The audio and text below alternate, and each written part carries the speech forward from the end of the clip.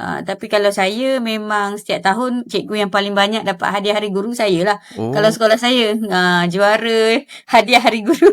Oh, popular cikgu ni. Sebab kita tahu budak suka kita tu, sebab budak tahu macam ada masa yang dia nak selamatkan diri daripada something, dia boleh cari saya.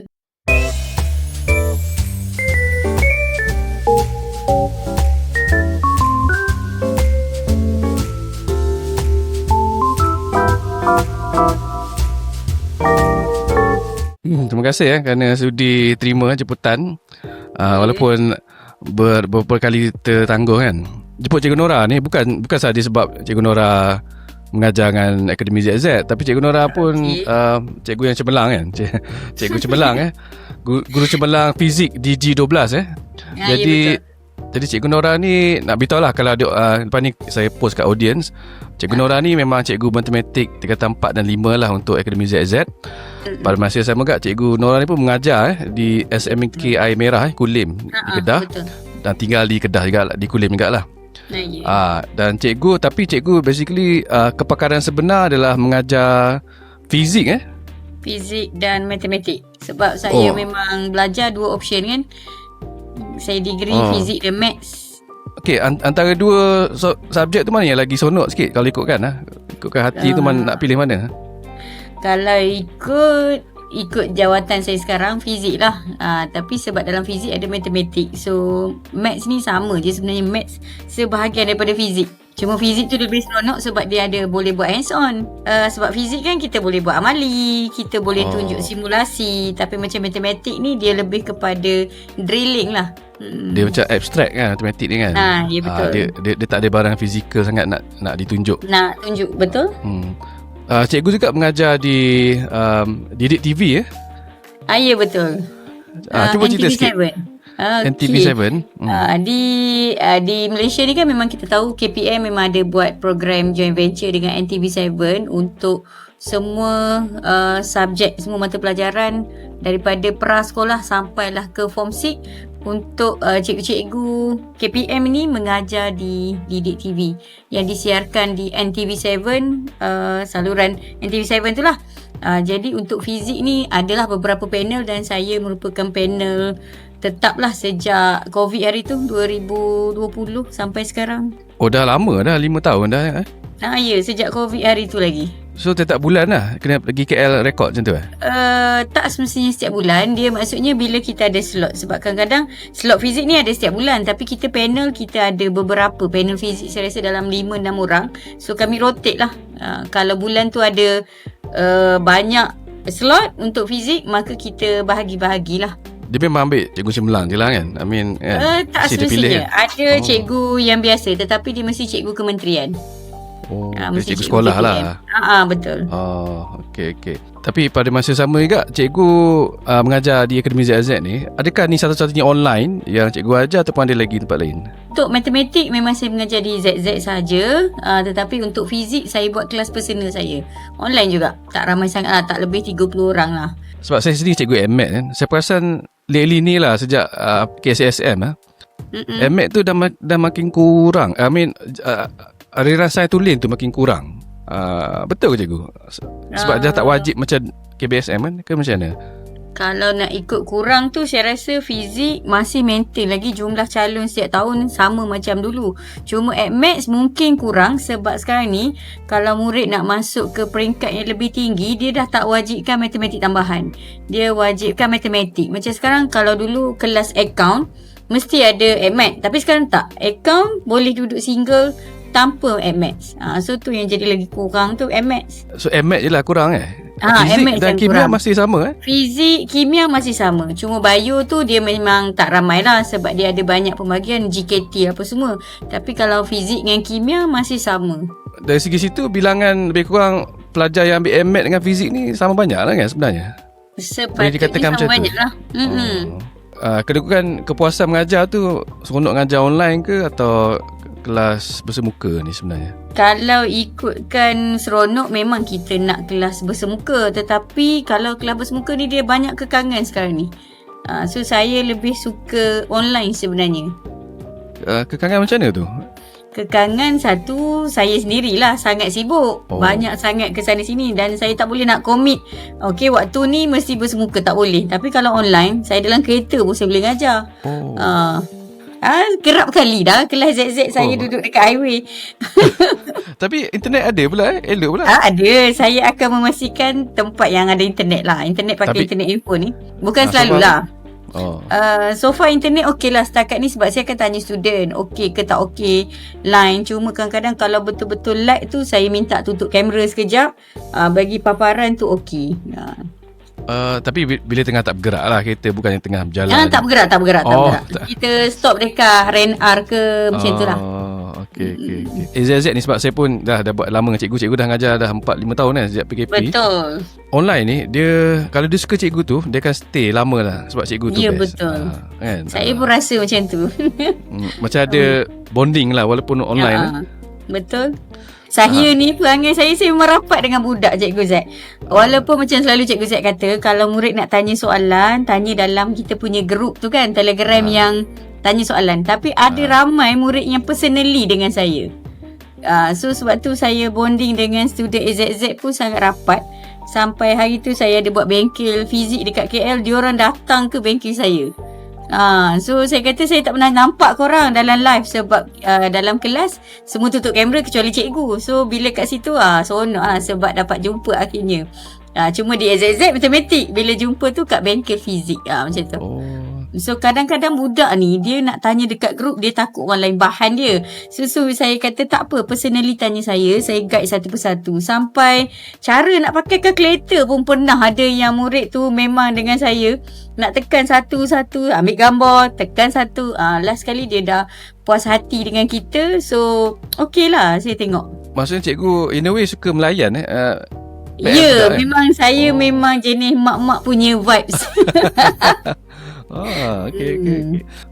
Walaupun online pun still boleh bonding dengan student Sebab itulah saya memang terkejut lah. Macam hari tu saya buat bengkel dekat UKM, cuti sekolah baru ni. Student-student AZZ yang jauh ni, yang daripada Perak, yang daripada Johor, saya kata korang sanggup turun ke KL semata-mata nak join saya punya bengkel fizik ke sebab nak jumpa saya. So diorang turun. Tu yang jadi bila bonding tu kita rapat kan. So kadang-kadang student yang selalu PM saya ni, dia akan share semua tau, result exam di sekolah, lepas tu result SPM. Saya sampai tak ingat dah, awak ni tuition mana. Dia kata saya tuition ZZ matematik dengan cikgu. Oh ya ke? Dia pun tunjuk result dia dapat A+. So saya macam okay, kita tak tanya pun tapi dia bagi tahu kita. So adakah cikgu sekolah ni memang dia jenis macam tu, macam mak-mak ke macam ni, atau kebetulan dalam cikgu circle dia macam mana? Saya rasa memang majoriti cikgu sekolah memang macam ni. Sebab kat sekolah kan kita ada kelas daripada form 1 sampai form 5. So setiap level tingkatan tu memang berbeza dia punya kena cara layanan murid. Lepas tu saya rasa majoriti lah. Kat sekolah pun ada je cikgu yang tak rapat dengan student. Tapi kalau saya memang setiap tahun cikgu yang paling banyak dapat hadiah hari guru saya lah. Kalau sekolah saya juara hadiah hari guru. Popular cikgu ni. Sebab kita tahu budak suka kita tu, sebab budak tahu macam ada masa yang dia nak selamatkan diri daripada something, dia boleh cari saya. Tapi kita give and take lah dengan student. Kalau saya tolong awak mesti rajin belajar macam ni macam tu. Saya background saya pula, saya cikgu tuition. So saya tak ada pernah involve dengan sekolah. So saya tak ada banyak pengalaman dengan cikgu sekolah lah. Sebab saya ingat kan, kadang sebab bila online kan lain feel kan, ada screen ni kan. Tapi cikgu still boleh anggap dia macam kelas betul pula kan, boleh. So dia tak banyak beza juga kan, macam mana dari segi feeling tu. Mungkin kalau orang yang first time nak mengajar online, dia tak biasa dengan online, mungkin dia rasa pelik juga bercakap seorang-seorang kan. Tapi bagi saya, sebab saya dah lama dah berkecimpung dalam online ni sejak PKP lah terutamanya, maka bagi saya online macam dekat skrin kan kita nampak nama murid. So kita seru nama dia menyahut dalam bentuk dekat chat ke, dekat emoji ke. So dia macam kita berada dalam kelas.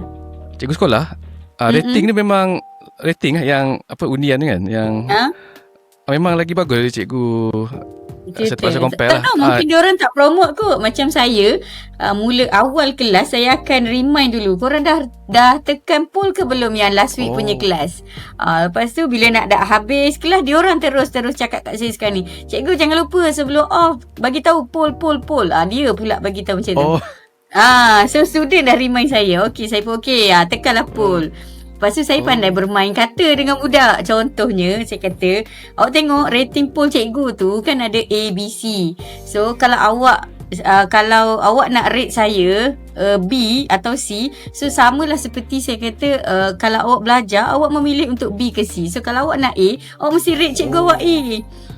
So diorang pun dia kena pandai bermain kata. Pandai psycho tu. Tu psycho. Betul. Itu kan cikgu sekolah biasa tu.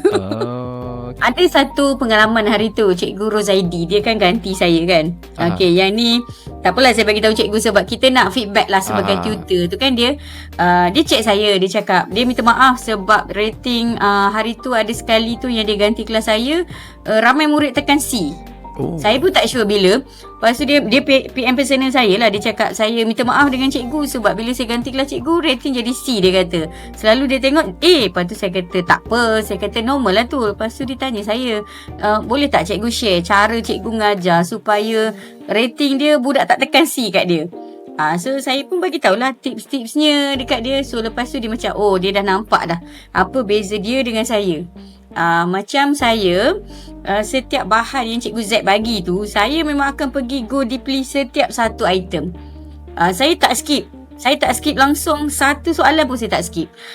Dan kadang-kadang ada soalan yang macam student yang memang kita nampak ada setengah kalau lemah gila lah, boleh kata macam tak ada asas matematik. So kita kena ngulang banyak. So memang kena sabarlah, ulang sampai kalau beberapa kali ulang macam dia dah tak boleh go juga, saya cakap nanti saya pergi PM cikgu. So saya personally dengan awak. Tapi kita tak boleh drag lama sangat, nanti yang lain bosan. Macam itulah. So saya beritahu dia, cikgu jangan skip soalan sebab saya perasan bila saya masuk next soalan, next session kelas lepas Rozaidi, selalu murid akan kata, cikgu boleh discuss balik tak soalan yang ni sebab saya skip. Saya kata okey. So saya patah balik lah. Macam itulah. Sama case juga saya rasa dengan Cikgu Nadia. Saya pernah ganti kelas dia. So dia ada mention kelas tu senyap, tapi masa saya ganti kelas tu agak havoc jugalah. Murid berdiskusi dengan saya walaupun saya ganti baru sekali. Sebab satunya kita memang kena selalu panggil budak. Saya kata dekat Sir Rozaidi, dekat Nadia hari tu, saya cakap kita kena selalu panggil nama dia walaupun dia senyap. Menyahut sampai cikgu kalau tak saya left, saya kata memang saya tak left pun. Tapi saya cakap kalau awak ada dekat belakang skrin, awak tak nak on kamera tak apa, tapi sekurang-kurangnya saya tak seorang-seorang. Saya cakap tolonglah respon guna emoji, guna ruangan chat. Ya cikgu, saya macam tu. So lepas tu saya nampak itu kita membina bonding tau dengan budak. Dia tak rasa kelas ni untuk orang lain, dia rasa kelas ni untuk dia. Cikgu panggil setiap nama ke macam mana? Atau panggil yang senyap je ke? Saya panggil hampir setiap nama, tapi bukan sekaligus semualah. Macam saya petik pada awal sesi, saya akan panggil dulu. So sekarang ni macam tengah tu orang lain, then last tu orang lain. Tapi saya perasannya kalau awal kelas, diorang lagi awal daripada saya. Assalamualaikum cikgu, cikgu sihat dah ke hari ni? So nampak tak? Dia memang tunggu kita. Satu kelas tu memang at least sekali nama diorang dipanggil lah kan? Minimum sekali. Okay. Dan kalau macam student yang memang saya tahu lemah, memang kita dah boleh detect lemah. Kalau matematik tu adalah beberapa orang yang memang lemah, so saya akan panggil 2-3 kali. So selalunya dia akan check saya personal dekat Zoom tu. Dia tak check dekat ramai-ramai, dia segan jawapan dia salah. Sebab bila dah BPKP kan, saya ingatkan hype kelas online tu macam kehilang lah. Tapi saya go on juga kita punya akademi ni sebab saya nampak masih orang bagi sambutan kat kelas cikgu. So mesti ada something yang bukan nak kata saya tak tahu, saya tahu, tapi sebab saya direct dengan parent kan. Dia kata anak dia sukalah cikgu ni, cikgu tu, cikgu Nora, cikgu Hayati. So aura dia strong kat situ. Cikgu suka lah. So jadi cikgu rasa kelas online ni memang boleh jalan sampai bila-bila bukan bermusim ke macam mana. Tak, bagi saya kelas online memang bagus lah. Terutama kita boleh membantu. Satunya kita ada rakaman. Kadang-kadang ada murid yang tak dapat masuk hari ni, dia boleh tengok rakaman, dia tak tertinggal. Kalau kelas bersemuka, dia tak datang, dia dah tak boleh repeat. So itu kelebihan kelas online. Kemudian yang kedua, kelebihan kelas online juga, murid fleksibel. Contohnya mungkin masa tu dia keluar, ada urgent apa-apa, so dia masih lagi boleh available untuk join, at least dengar dulu apa kita punya sesi kelas kan. Dan kita juga boleh membantu murid-murid yang di asrama tu, terutamanya bila musim cuti je, ramai yang cari kelas online yang boleh masuk sementara. Sebab ada parents tu saya tanya ni lah. So macam biasalah. So macam mana nak bagi anak dia, terutamanya anak dia yang lemah matematik lah. So macam mana nak bagi dia improve lah matematik dia. So sebagai cikgu, apa nasihat untuk mereka? Okey, nasihat saya matematik ni dia mudah je sebenarnya. Sifar dia ialah drilling, ulang kaji secara kerap.